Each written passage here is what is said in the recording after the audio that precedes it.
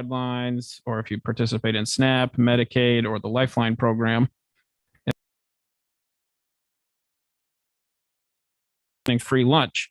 But if we had the information, the people that previously qualified for the free and reduced lunch, those families would also qualify.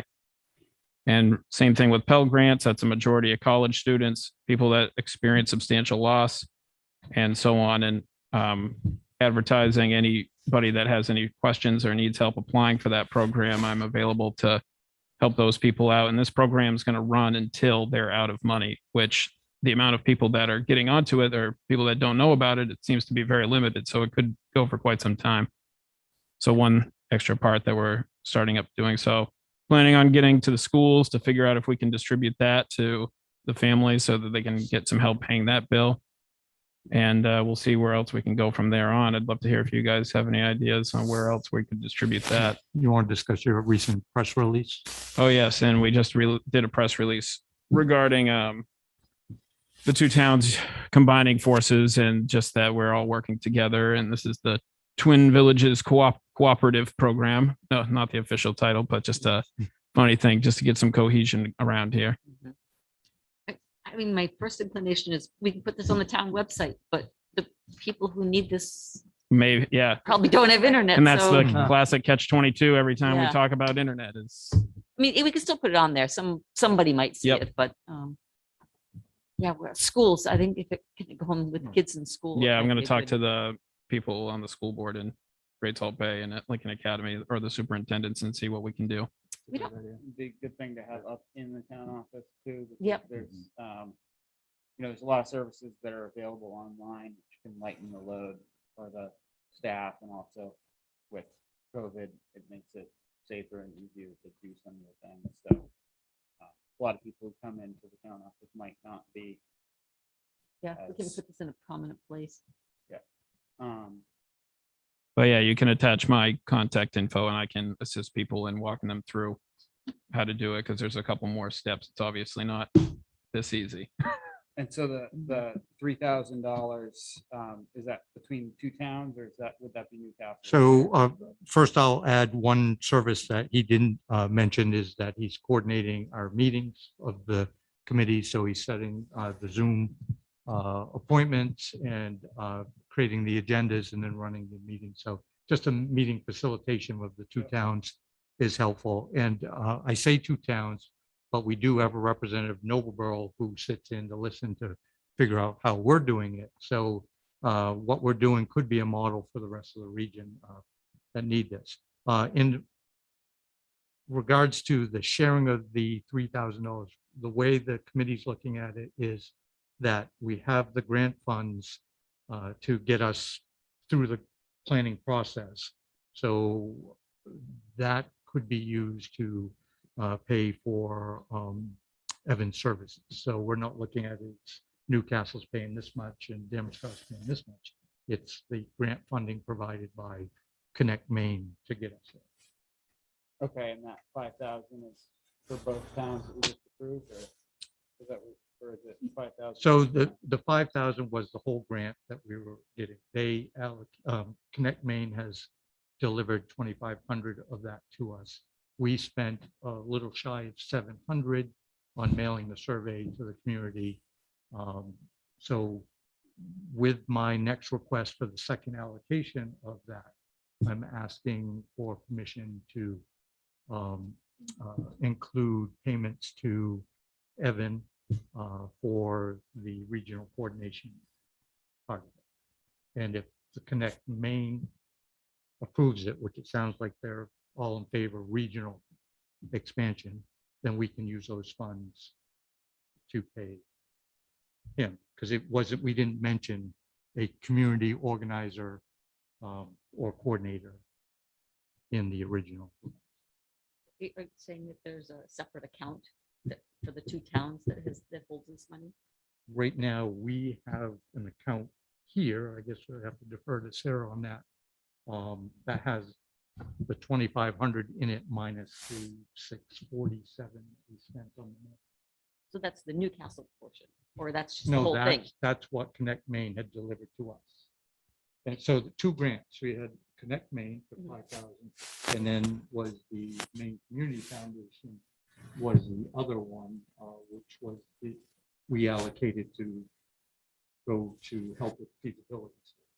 So that account has all the money in it that's come in then in the grants, not the Damascotta versus the Newcastle amounts.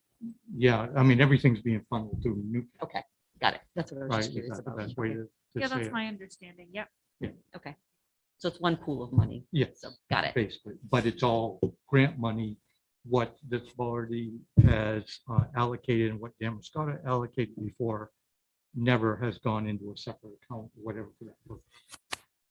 And I think what we were doing when we originally approved the money for the feasibility study, our share of that, that was the contingency plan to hold us over to get it moving until we found out about the grant award from the Maine Community Foundation. And fortunately enough, we were granted that. But no, necessarily, at least regarding Evans and the Connect Maine grant discussion about its Newcastle's contribution versus Damascotta's contribution. We're just saying it's Connect Maine's. But it would be, I mean, I guess I'm just misunderstanding the Connect Maine grant. So we have 2,500. We have 2,500 of that, and then Damascotta has another 2,500. No, we No. just have 2,500. We have 2,500 now, and I'm requesting the second installment of the 2,500. Newcastle's acting as the final judge. Okay. Right. Okay. But see, you gotta figure, don't think of Damascotta when you think of the Connect Maine grant, because we did the Connect Maine request way before we knew Damascotta joined us. Okay. So once they joined us and we saw the need of a coordinator, we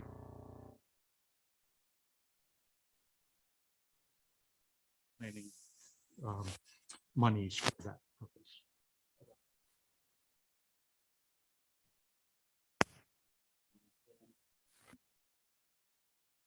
Crazy high price, you know. Yeah. No. I'm not. I'm No, just it's- I- betting. yeah. Counting the time. Right. It doesn't sound like there's any action that we take at this point. I guess, Right. Sarah, I have a question for you. Is there, if at some point in this process, if there's anything we need to, any decisions we need to make? Sounds like we've already accepted that grant.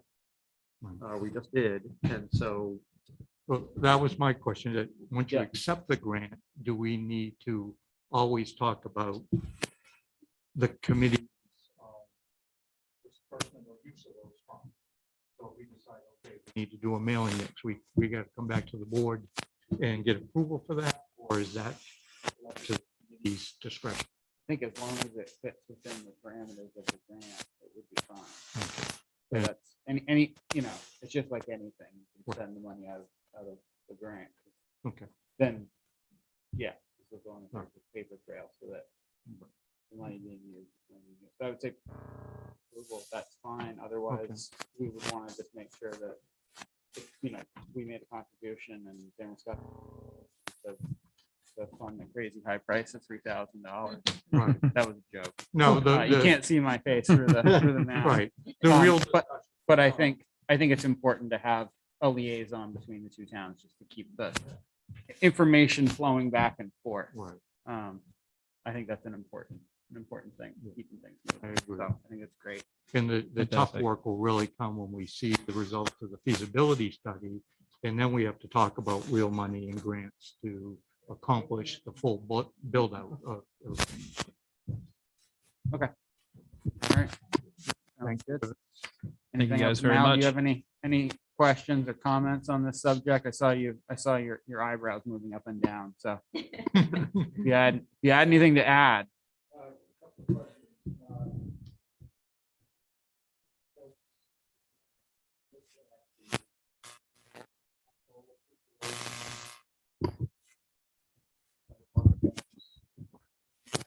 Is likely to develop as more fiber gets spun out in the community. And how that is there any elasticity in pricing, or are we looking at sort of just a multiplier of the current rates that they're experiencing?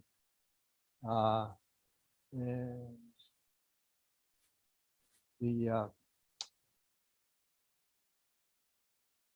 comment about moving people, I'm assuming from DSL to fiber. Is that going to be something where they back out of DSL entirely? Or is that going to be a situation where it's, if people elect to move, that they will serve any of them who are currently on DSL? And one of the few benefits of DSL I found in times past is when the power is out, still run DSL. And with the battery backup for fiber service, you are limited to keeping that power up. And it's fine for a day or so, but any outages longer than that, people ought to have a thought about how they're going to deal with that, especially for those who have medical situations for which datacom is part of the solution. See what else. Does anybody look seriously at servicing some of the difficult to service spots with Starlink, like yours? Yeah. Yes. Yeah. No, Lower, Before you low- get this to, is- lower. before you get to too many that, forget which Okay. ones. I'm going to start off with the first one, and I thought you were talking more about time than price. One of the reasons why it's beneficial for us to partner with another town, particularly Damascata, is because Tidewater asserted that they could move our project up higher on their list because of the more people it's in their prime region. And I think that's particularly helpful because we're hearing we need it now, not later. So that's the first thing. I'm not sure on the pricing. We really got to see the feasibility study to determine the pricing aspect of it, and we'll get more information on that. Before I hand you over to Evan for the next, or the other two questions you had, I do want to point out that these are great questions that we hope to elicit through the community forum and just the public discourse that we have. That's really going to help us decide what to do in the future, whether or not we go with Tidewater or Spectrum or figure something else out in the future. So thank you for your questions and comments, and hopefully that gave Evan enough time to address. That was pretty Starlink. good. The only other thing before Starlink I would just say is as far as power outages go, that will be a good question to figure out the answer to, as far as what their generator services over at their central office provide when power does go out, and if people can still get service at home with their own generator, similar to what you're talking about with just a DSL line. Because in my mind, it shouldn't go out as long as they have the back end generator, just like any other central office for the phone company or anything else. So it's ultimately, that's a good question that we'll have to ask about the technical side of things. And the only reason why we haven't gone into any adventuring with Starlink is just because there's no public money available for it. So all these grants, but definitely for any personal use that people want to go in and try it out, then I encourage it more the merrier to people that want to try it out. The only reason we haven't looked into it is because of the public funding of it. They're not going to fund it unless it's a hardwire type of situation.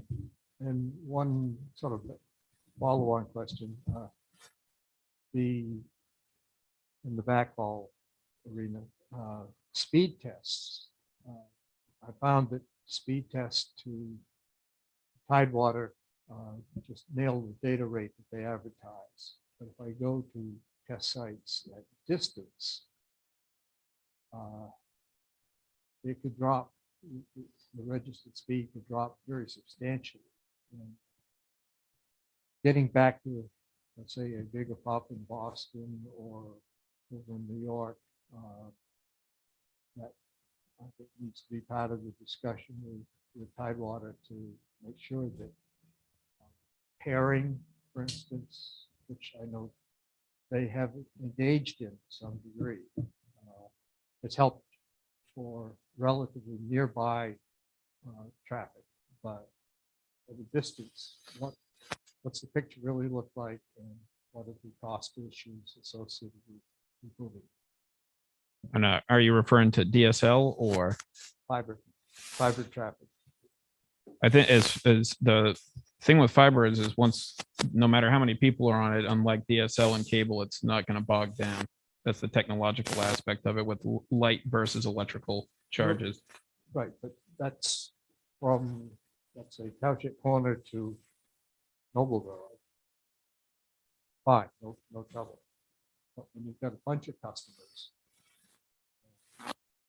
they are all on individual lines, fiber lines going back to Tidewater. But you want to talk to all those people in general, are going to want to talk to somebody out in the universe. What are the speed issues on that now composite track going out? Sure. Yeah, we'll definitely have to ask some questions when we get there as far as the network construction and being able to maintain speeds at a distance like that. You're absolutely right. Thank you. Look forward to having some really meaningful, Absolutely. Ask some good great questions. thoughtful questions. Just a quick question for you, Mel. Are you talking about the pipe coming out of Tidewater to the world? Okay. You got to use plumbing terms. Otherwise I don't understand it. So, As long as it's water, not the Yeah. other kind of pipes. yeah, yeah. Agreed. Plumbing in, not plumbing out. All right. Any other discussion, questions? Thank you. Oh, it's great. It's good to stay updated. Thank you very much Thank you for very everything much. you've If you done. guys have any citizen stuff that comes along, then feel free to forward it to me. Okay. David has my email and I'll send you guys a copy of the ILEC map, which is what we were talking about earlier. So it came out this summer, probably in July, and then none of the companies have been able to start accepting payments because they didn't have their own infrastructure set up to process everybody's claims and these types of things. So Spectrum and Tidewater both have a section on their website after you qualify for the program, then to tell them that you want to be enrolled in the program so they can talk back and forth and know what's going on. But yeah, like any other thing, some standard bureaucracy is plenty in the way. Awesome. Thank you, guys. Thanks, Thank Evan. you. All right. Moving on to town manager report and communications. All right, last but not least, I have just a couple of budgetary items to put on everybody's radar. We received an update from Central Lincoln County Ambulance Service with a preliminary budget request. It's important to note their budget year is not on a fiscal year calendar. It's on a regular calendar year schedule. So these changes would tentatively take place in January. They are increasing their projection for their town request. Last year, we budgeted approximately 31,000. In this coming year, their budgetary request is $82,702. And this is almost entirely increased due to payroll increases. They are updating their pay to be commensurate with other ambulance services in the area. So this is just, we don't have much control or say over that number, but it's important for us to note as far as what to include in our budget. So if anyone, do you have any questions? Does anyone have questions on that before we move on to? Well, since I love numbers sometimes, I looked at they're missing some information that helps me understand this. Okay. So their 2021 total budget versus their 2022 projected budget of expenses is up 37.6%. If that applied to our current $31,000 or $32,000, we would be going up to about $49,000 for next year if it was strictly based on their expenses. We're not going up to 49, we're going up to 82, almost 83. So I'm assuming, Joel, you mentioned something about having been to their meeting, the revenues are down too. They didn't Yeah. give us any of their revenue comparison last year versus this year. I'm assuming it's going to show a huge drop this year for the 2022, but we don't have that information, so it's kind of hard to see. Plus, they didn't give us the, I have no clue how they can put these numbers down here. I don't know if you remember anything from the meetings. They've got call percentages, tax percentages, budget percentages, but nothing actually comes out with a number. So let me just give a little back history Good. on it. And Tor was at the meeting as well this past. Musical mics tonight. I keep Um, breaking them. Yeah. She You seems just got, really you gotta important. stop. You gotta stop doing the mic drop at the end Mic every drop. time you say Sorry. something.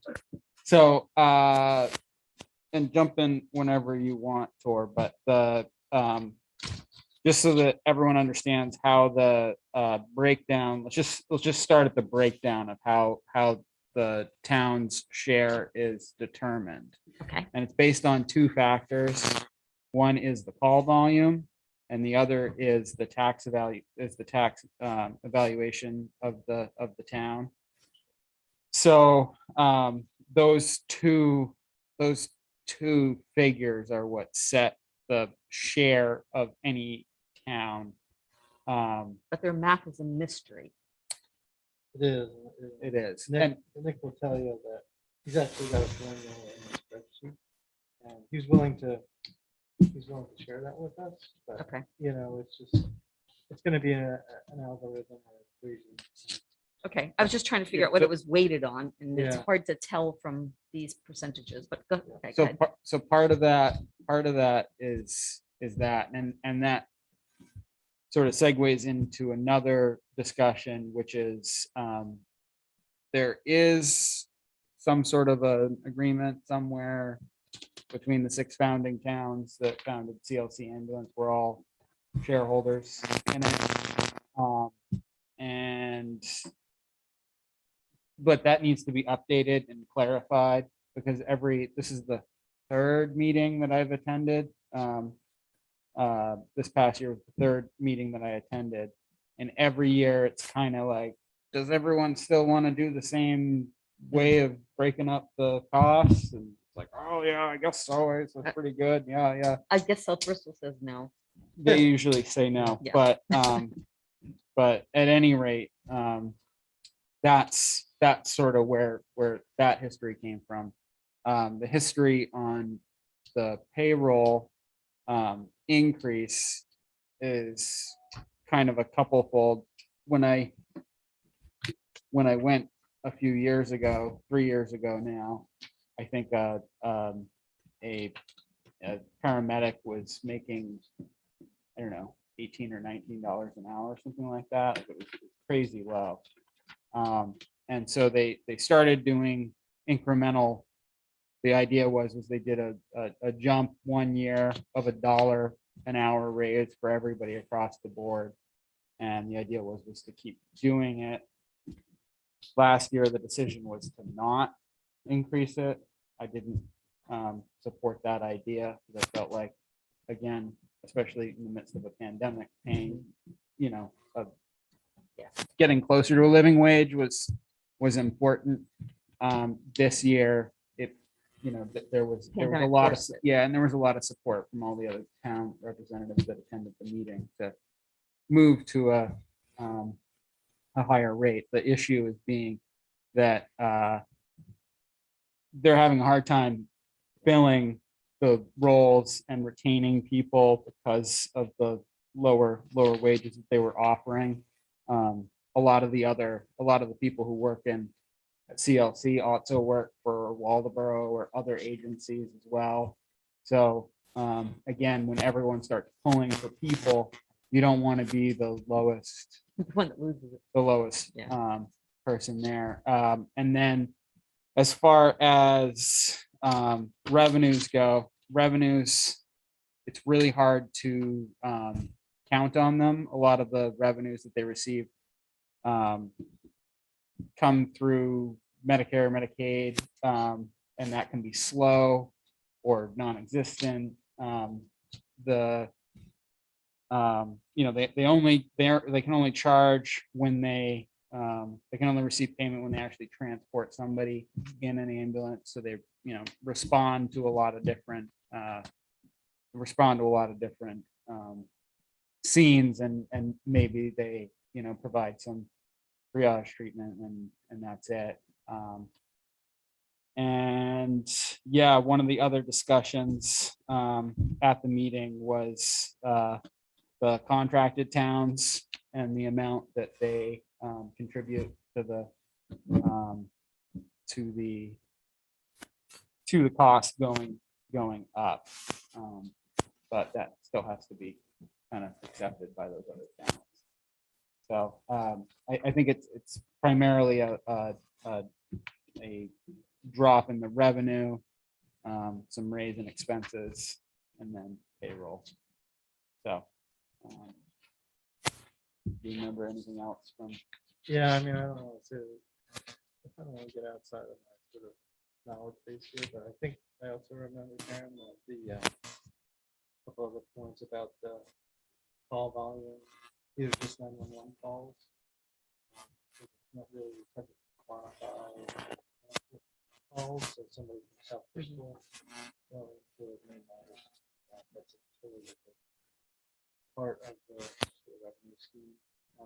But these are just 911, so it's easy to say somebody went from South Bristol to Newcastle is X number of miles, and so you can see like Denver Scott has got almost 500 calls, but their number is less than Bristol.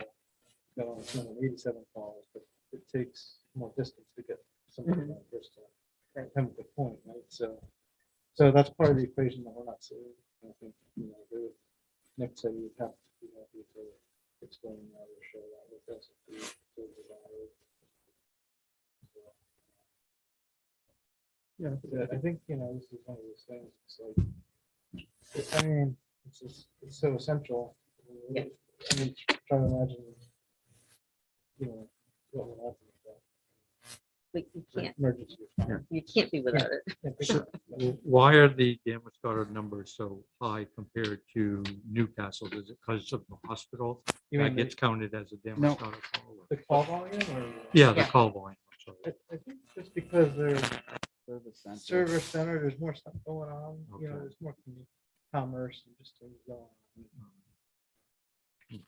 on. And then there's the line professional fees, and one was here, it's 55,000, 2022, 60,000. Do you know why?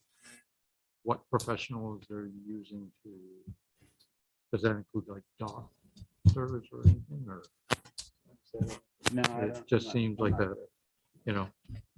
incredibly high number? And then from your experience, how have they been doing with their budgeting in the past? Are they, the board, I assume they have a board of trustees or something that, is their oversight decent? Yeah, I mean, when we were there, we had a full audit presented. February. We went through all the financials, basically discussed the whole specific.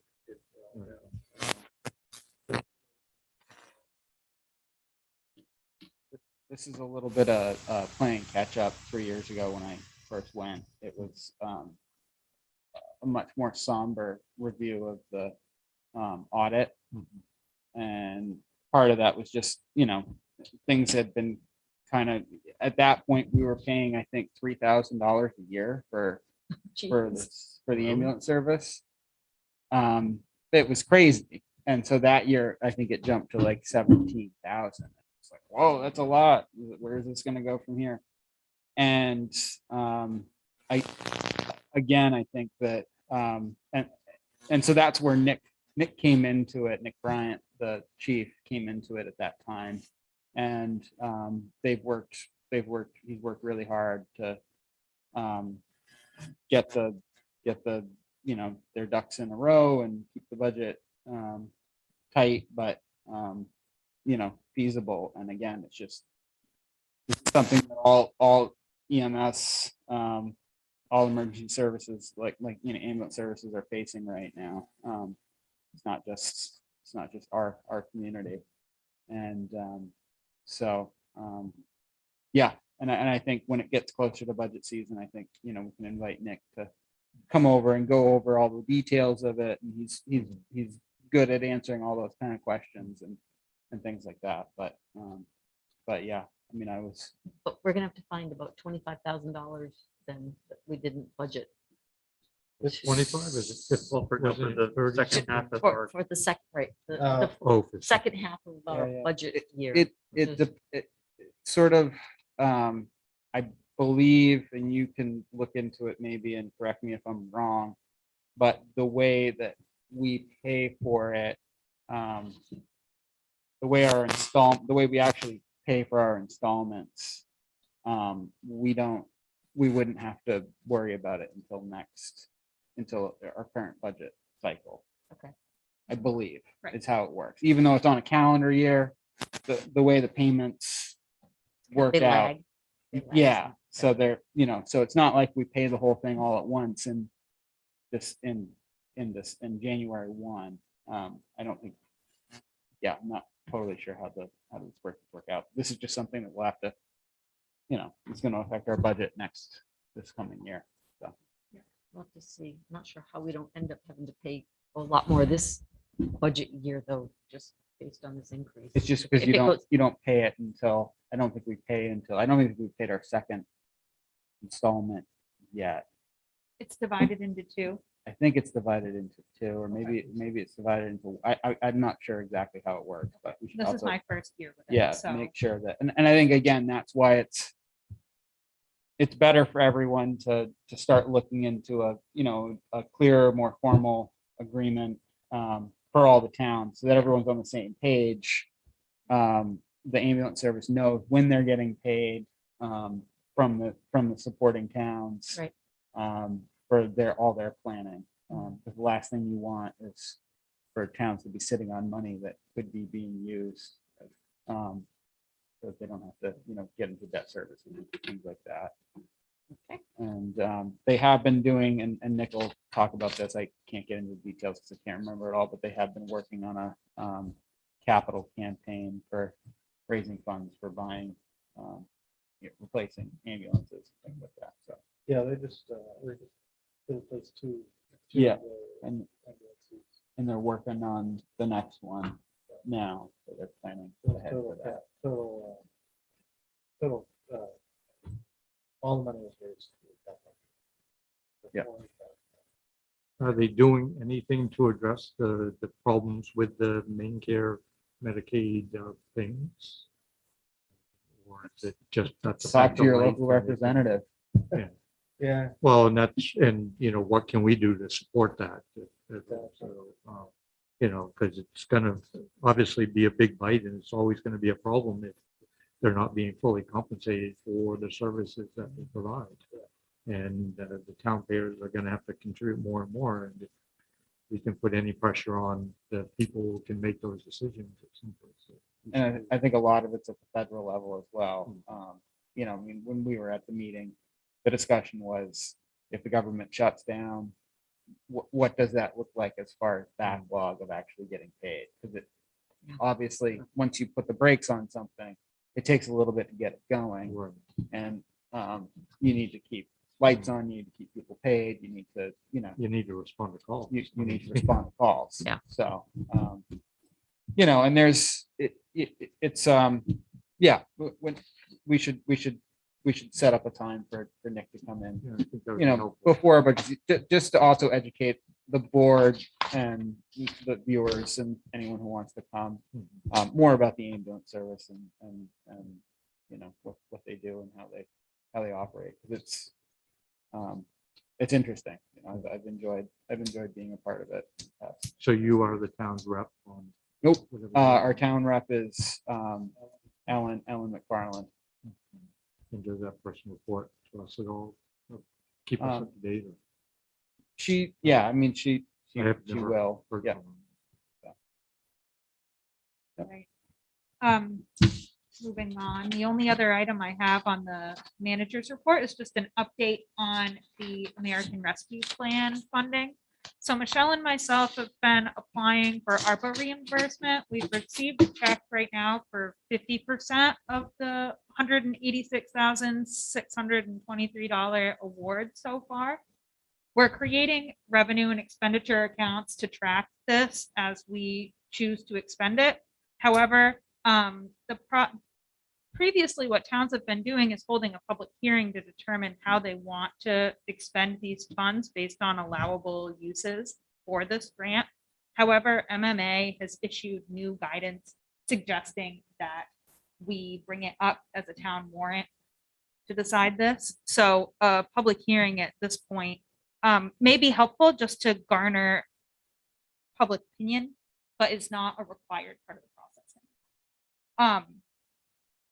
So we will be discussing that at the town meeting, but we also should be discussing it internally to decide how we want to designate these funds.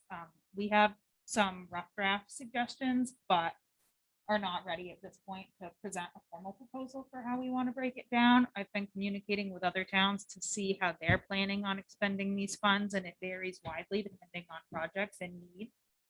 Allowable uses for these expenditures are public health, negative economic impacts, services to disproportionately impacted communities, premium pay for employees that worked through the pandemic, water, sewer, and broadband infrastructure, revenue replacement, and administrative and other, which can only count for a certain percentage. But just to keep this on your radar, these are going to be conversations that next few months. In So my- the money is in, so what do we get, like 97,000, We yeah, half of 186. So yep, 93? Nice. Just put that on the general fund it'll for go in now. the general fund and we'll track it through a separate revenue and expenditure So code. in theory, we're gonna have $86,000. We gotta find something to attribute. What's left over, go back to. I don't think there will be. Find a way Well, to no, I hope spend so. it. I hope so, but I'm just saying in theory, you're supposed to find an allocation for it. Yep, exactly. And what is the time frame on allocation? I believe we can expend this money until 2024, and we can retroactively spend this money too on projects that were COVID related. So if we had expenditures such as the renovations to town hall that happened because of COVID, that is potentially an allowable use. Premium pay for employees. Noblesboro has set up premium pay for employees that worked through the pandemic. So a lot of other towns are looking at that as well, just to What's the out of limit- fairness. What's that? You know, the limitation on the percentage? Um, I don't know what the limitations are. I know what other towns are doing, and they're setting up certain formulas based on who's full time and how many hours were worked. So we can talk more about that. I have, Don't we have to be careful on that it's not an expenditure just to sort of reduce the tax base? absolutely. Yep. Yeah, so it really, it sounds like meant for new programs or to address with additional costs due to COVID. Exactly. Yeah, the idea is that it's offsetting COVID related increases or revenue losses. We haven't found that we have revenue losses based on COVID, but there have been expenditures that have taken place that wouldn't ordinarily have taken place for COVID. It can also help us to fund projects that will increase public safety in public buildings or around town. So those are things that we want to be thinking about. I have suggestions and have heard from other people who have suggestions. Is that part of the infrastructure part of it, or is that a different? That would, yep, it would be an infrastructure. So as part of the infrastructure, since it includes broadband, I hope we could delay it enough so we can see the feasibility study and the suggestion of how much we would need to do that build out before we finalize the potential warrant to. I think, I mean, for example, ventilation in this room, I think is clearly a priority. That was We- one thing I Yeah. was gonna bring up, is that I want to be, I'm looking at getting an estimate for this building for air filtration and heat pumps. It gets really stuffy in here. There's not airflow. And when we're holding these meetings or our town meeting in the bays, It's easier in the bays because we can keep the bays open. There's airflow from outside. In here, it is problematic. So I'm looking to get a quote to see what that would be, to include it in projected. Oh, which makes me think you haven't been in the space where we have our annual meeting. No, I haven't. Give her a tour over there at the cafeteria at some point, Yeah, if we ever have it. if we ever have one again. yeah. Aw. It's not under this, and it just came to my mind, just so that we're on the same page of what we're gonna do. That letter that we got from the Old County Road people, just probably handling the response on that. My suggestion was just to send them a letter acknowledging receipt of it and leave it at that. I mean, we can't go by point and No, repeat things that we've said over and over again, but I think we should acknowledge at least receipt of it, that, and we recognize it as, something that we've already talked about. As discussed in our last. Or the one before that. one, 17. I mean, And- it just deserves a response. Yes, absolutely. Yeah. Right. Same So- with the other taxpayer who sent a request for a reimbursement, taxes related to education. Yeah, We should at yes. least just respond.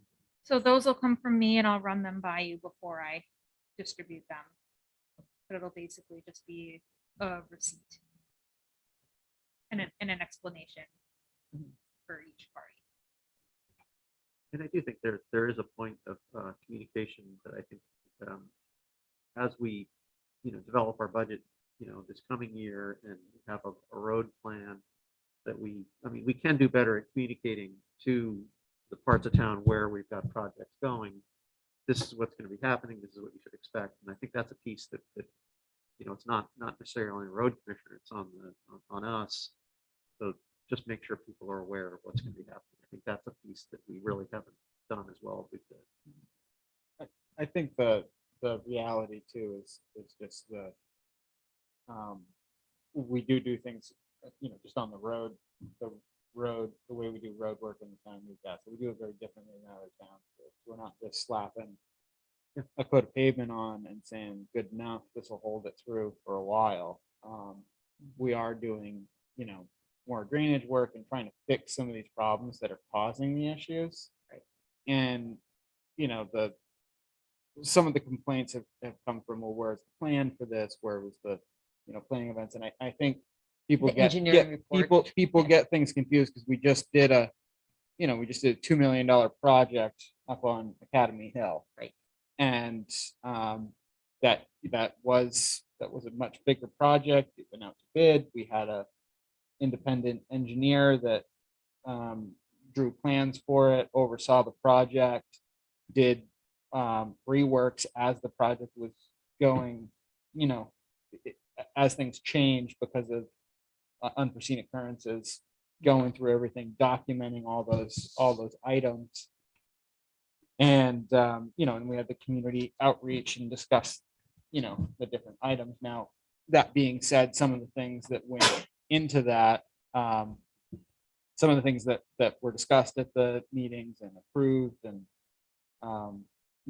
didn't receive any negative feedback, did receive some negative feedback once they were implemented. But you can only do so much as a town to reach out. Right, well, every People road, have to show up. every road is not, we're gonna have a engineering plan and. all We those can't other afford things to either, do right? that. Our method has been that we have an aggressive plan of maintaining these roads and getting things into a more of a maintenance schedule. And so that's why we're doing, a little bit more than maybe some other towns do, where they're just getting a bid to slap pavement down and that's it. Yeah. So because of our unique situation and working with Hager Enterprises, that's what allows us to get more done for less money than it would be if you were to put these things out to bid and had to have specs and engineering drawings and everything spelled out to a T. I think that's the that's the balance to what we're working with this.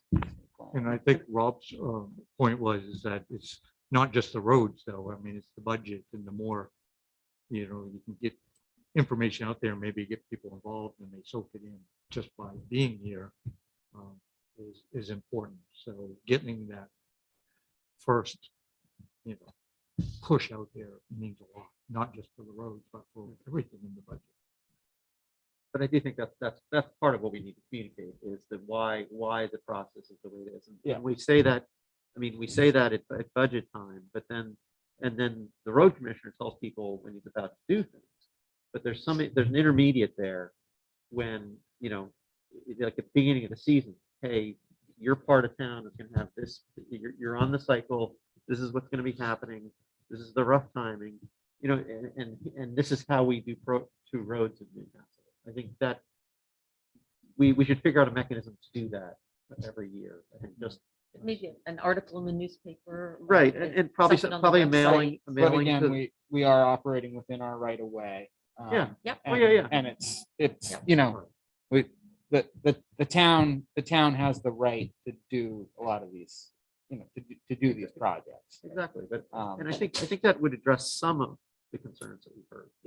Just in communication. But more targeted and project specific or whatever. aspect Right. Comes in, I get. Yeah, so I think that we should try to, at the beginning of the season, do a communication like that. Could be articles, could be, I know Jim said he could easily spit out all the addresses on the roads that are going to be affected. We could get a mailing target to those. I think that would be helpful.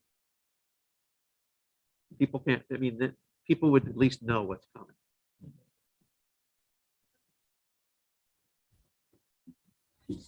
And that's all I have for.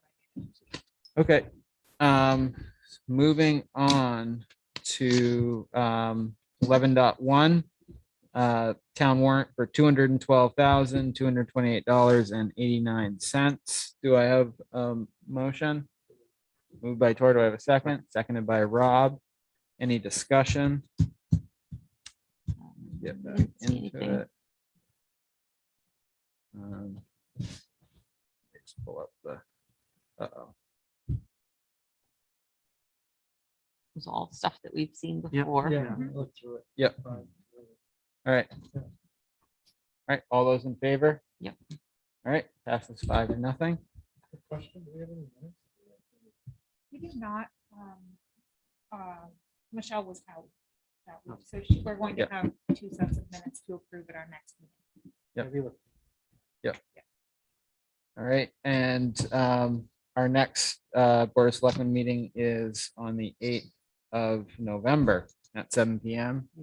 God, already Same November. time, same place. And just as dark. God willing. Darker. Well, I guess it can it be darker. No. And yeah, do I have a motion to adjourn? Moved by Tor, seconded by Rob. All those in favor? All right. Hey, remember, you set the clocks back the night before our meeting.